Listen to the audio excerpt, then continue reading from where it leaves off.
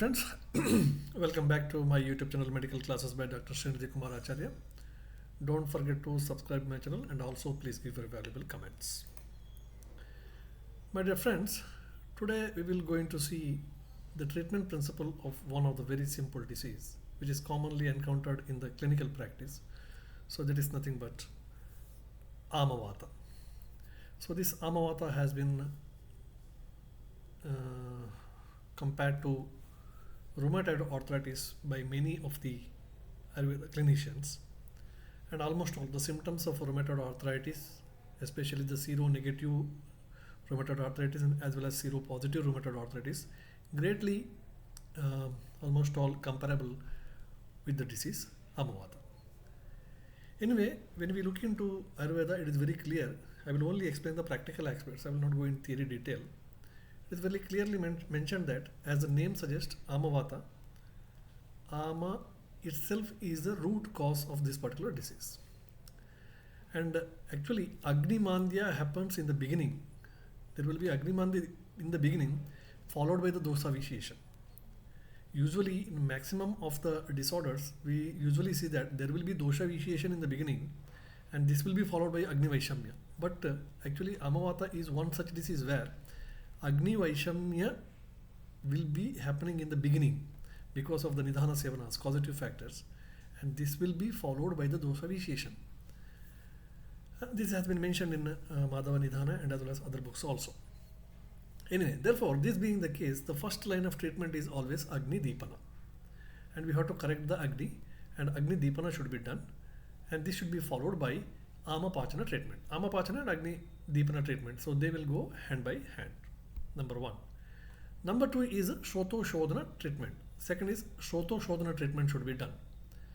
So we have to clear the channels. For the clearance of the channels, again we have to go for such things which are having Ushna and Tikshna drugs, so which can cause the vasodilatation effect and clears the passage.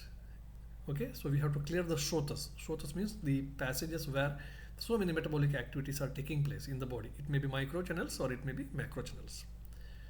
This will be followed by the Shotahara treatment.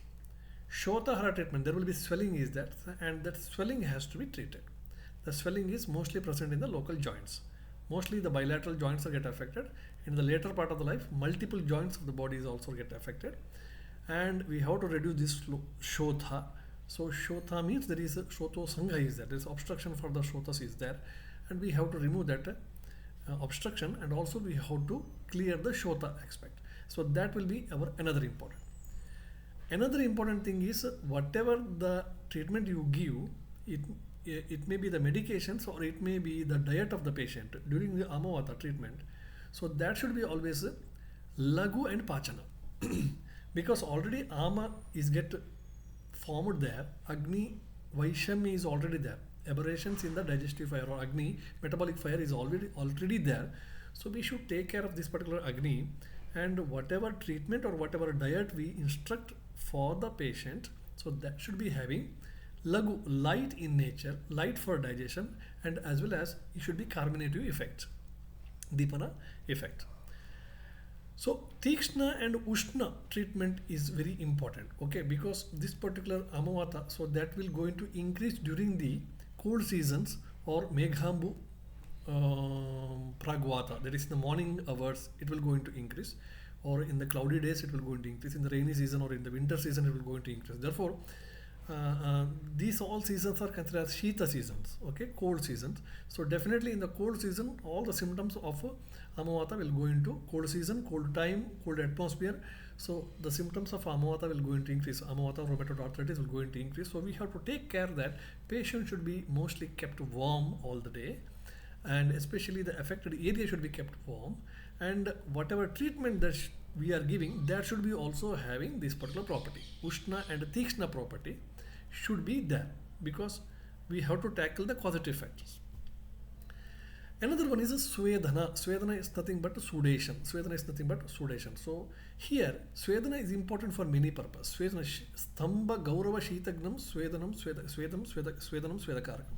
So it will remove the stiffness. Swedhana, it will remove the stiffness which is commonly seen in case of rheumatoid arthritis, especially morning stiffness.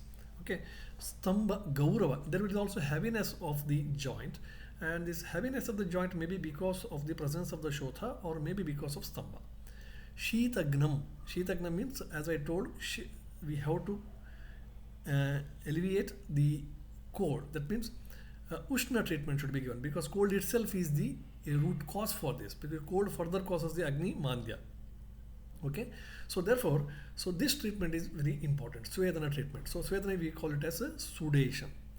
Another one is Brahmana treatment. Now, some damage is taking place to the joint tissue, the synovial membrane, etc. So that should be rebuilt again. That should be rebuilt again. So therefore, we have to again go for some of the Brahmana treatments. So Brahmana treatment is nothing but, we can say in general terms, we can say tonics. Okay, so we have to give for some of the tonics which are helpful for the joint development and the joint function maintenance. These are the treatment principles of Amavata in Ayurveda. When I talk in a very superficial way, I will not go in detail, a very superficial way. Now let us see some of the important medications which can be given in case of Amavata. So that we will look in, that part we will deal in the next class. Thank you very much.